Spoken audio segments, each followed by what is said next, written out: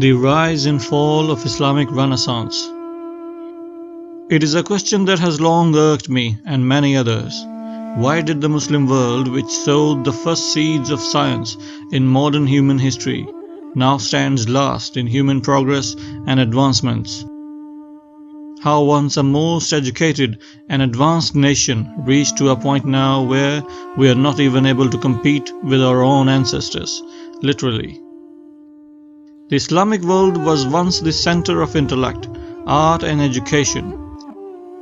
The period of time in human history is known as the Islamic Golden Age, and this gave birth to a perfect storm of art, intellect, science and education, which also caused a European Renaissance later in the time. The Golden Age started in the 7th and 8th century, and it was energized by our own theologians, learning from the Greek philosophy, the rationalist philosophy, which led them forward to research and development. Baghdad was among the epicenters of these activities, and the famous Baitul Hikmah, House of Wisdom, a library, was the Mecca of scientific research, and where all scientists from all over the world and all faiths came to study and contribute to that enlightenment. During this period, Islamic scientists, philosophers and scholars wrote books of poetry, philosophy and scientific research for the first time in human history. Another thing they gave us was a large amount of information regarding astronomy and algebra, which is also the base of all technological advancements and space research. One of the largest efforts of that period was the rescuing of the old knowledge of ancient Greece. Muslims collected all the old Greek writings from the great philosophers and thinkers and then converted it from ancient Greek to Arabic, and from Arabic to the languages of the rest of the world. They single-handedly saved all the knowledge from Greek Renaissance, which would have been lost into the history.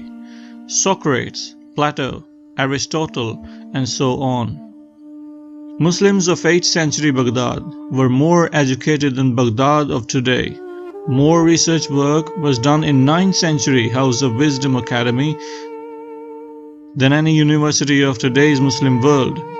We are 10 centuries behind our own ancestors now, not them. The problem with the Islamic world came from many issues, and some were out of their control. One of the reasons of decline was the invasion of Mongol Empire. The Mongol Empire came in through the Middle East and conducted one of the most unthinkable massacres in human history. This wasn't just a massacre in human bloodshed, it was also a massacre in art, history and science. They killed scientists, scholars, educators, and educated people of the Muslim state. They burned and threw all the old books into the rivers to destroy Islamic civilization. Today, the culture of research and development has become the integral part of rising nations all over the world. Today, global spending on research and development averaged 2.23% of GDP according to World Bank figures, but in most of the Muslim world, it's far lower. In UAE, for example, the figure is 0.87% of GDP, while in Saudi Arabia it is 0.82%. In Kuwait, just 0.30%, while Oman and Pakistan recorded 0.25 and 0.24% in their GDP for research and development. When it comes to understanding why the Muslim world fell behind, which ended the Islamic Golden Age, 3 important factors could be considered: religion, politics, and science. It was the interaction between the church and scientists and politicians that enabled the West to pull ahead after a long period of racing behind the Muslim world.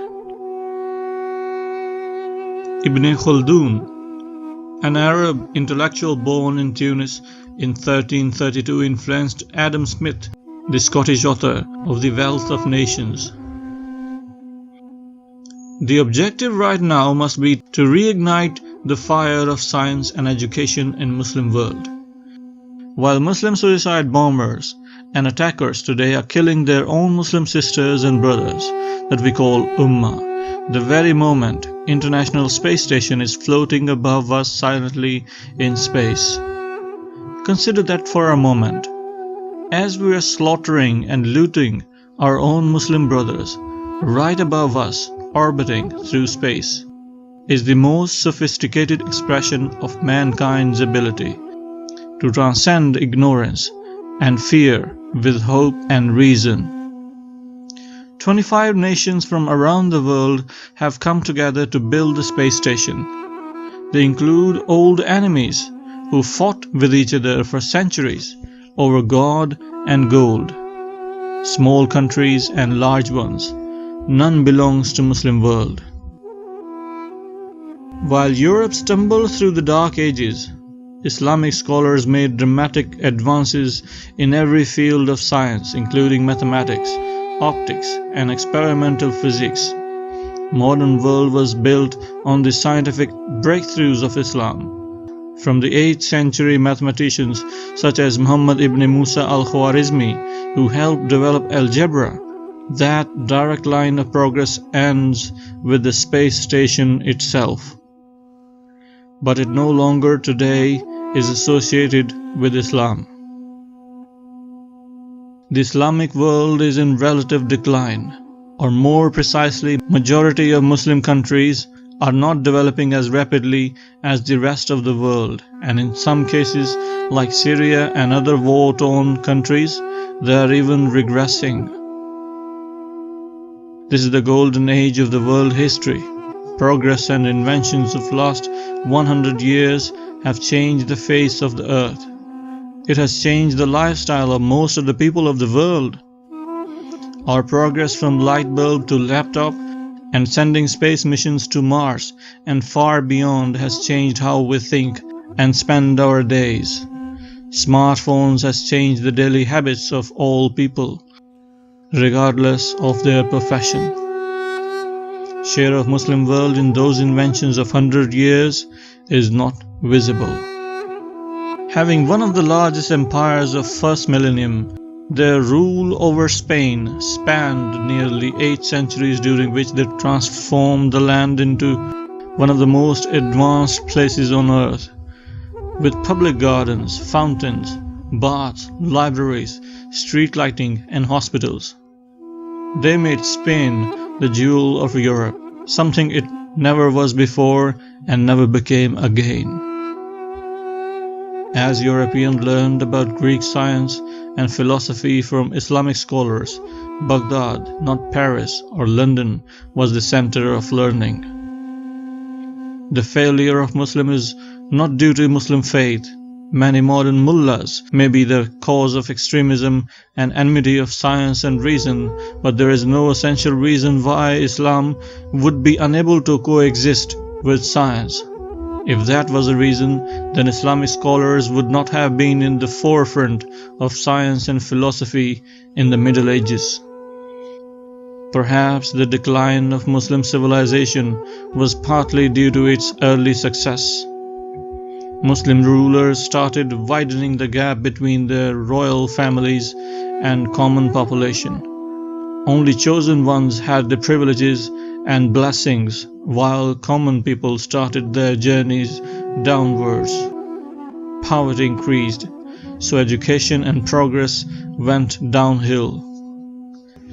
Lack of defense from Mongols and other enemies was major reason too. As the nation was enjoying good times, morality also saw its way toward darkness. As the rulers started distancing from true Islam, new religious ideologies were born in the name of Islam.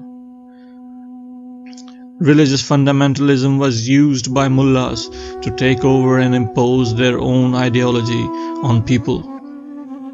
It is said that every rise has a fall, and that's what's happened to Islam, just like Egyptians, Greek, and Roman empires.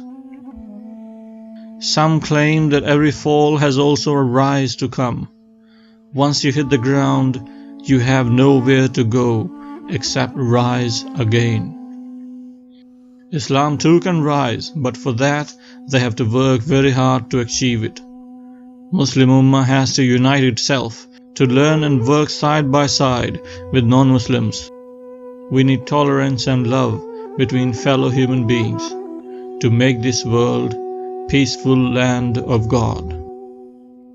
May the God be with you. Amen.